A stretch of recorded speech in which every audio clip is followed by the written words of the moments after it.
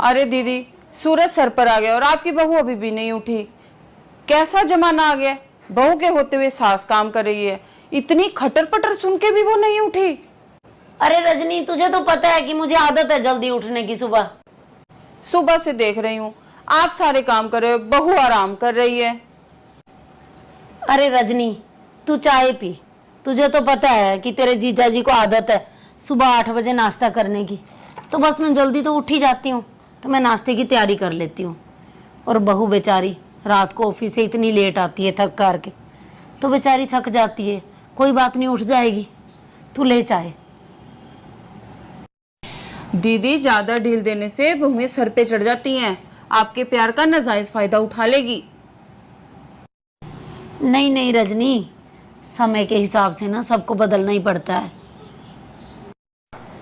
पहले की बात और थी, अब जमाना बदल गया है। तो अब तो बच्चों को ना पूरी तरह पता है कि बुजुर्गों का सम्मान कैसे करना है।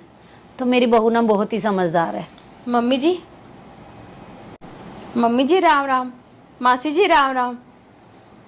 बस मम्मी, सुबह ना मेरी नींद नहीं खुली, इसलिए लेट हो गई। राम राम बेटा। बेटा नाश्ता ना तेरी मासी और मैंने तो कर लिया है, और तेरे पापा भी नाश्ता करके चले गए हैं। आशू और तेरा नाश्ता बना पड़ा है। चाय बना ले अपनी और नाश्ता कर लो तुम दोनों। वाह ज्योति वाह, बड़ा अच्छा ससुराल मिला है तुझे तो। सास रोटियां बनाए और तू बैठ के खाए, तेरी तो लॉटरी लग गई। हाँ जी मासी जी। मम्मी, आप फिर से मीठी चाय पी रहे हो? आप ना ये चाय छोड़ दो, आपके लिए ना मैं फिक्की चाय बनाती हूँ। अरे हाँ बहू, बस मैं आलस कर गई ऐसे ही अलग से बनाने का, तो बस मीठी पी रही थी बेटा मैं चाय।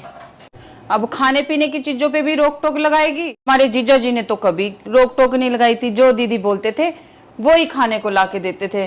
पी लो दीदी आप चाय, पी लो, मीठी है तो कोई बात नहीं, पी लो आप। वो मासी जी, मम्मी की शुगर कल चेक करवाई थी, बड़ी हुई थी, तो इसलिए मैं। अरे हाँ बहू, बना ही दे तुम मेरी फीकी चाय।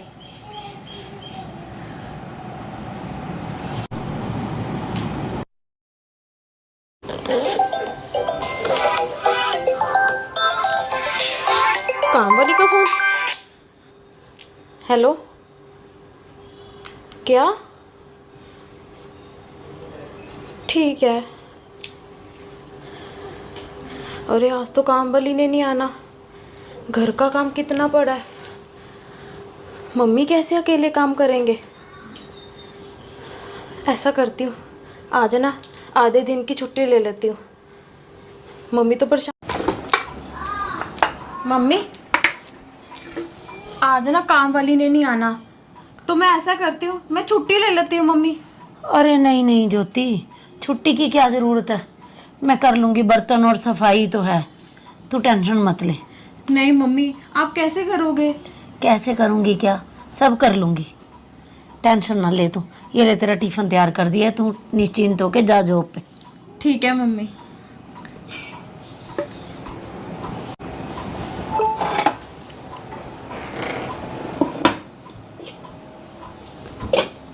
दीदी, कितनी चालाक है तुम्हारी बहू, सारा काम छोड़ के चली गई।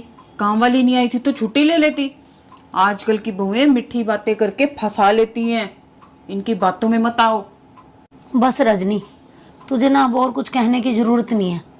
तू अपने घर की तरफ देख, एक शहर में तेरे बेटा बहू रहते हैं। तू अपने घर की तरफ देख, एक शहर में तेरे बेटा बहू रहते हैं और तू अकेली रह रही है, सिर्फ अपनी इन्हीं आदतों की वजह से। मुझे एक बात बता, अकेली रह के भी तो बर्तन धोती है, खाना बनाती है, अपने कपड़े धोती है। यदि तू वही अपनी बहू के साथ थोड़ा सा योग कर देती तो तुझे घर से अलग रहना ही क्यों पड़ता। ये रजनी समझने का ही फ़र्क होता है सिर्फ। हम सास लोग ना बहू के आते ही यही सोचते हैं कि सारी जिम्मेवारियां उसी की हैं, और वो लड़कियां जिम्मेवारियों से तंग आके ना सास को तंग करने लग जाती हैं। फिर यदि हम बहुओं के साथ अपना रिश्ता मजबूत करना चाहते हैं ना, तो उनके साथ उनकी जिम्मेवारियों को भी निभाना सीखें हम। बहू के आने से पहले भी तो ये जिम्मेवारियां हमारी होती हैं, तो बहू तो उल्टा हमें सहयोग करती है।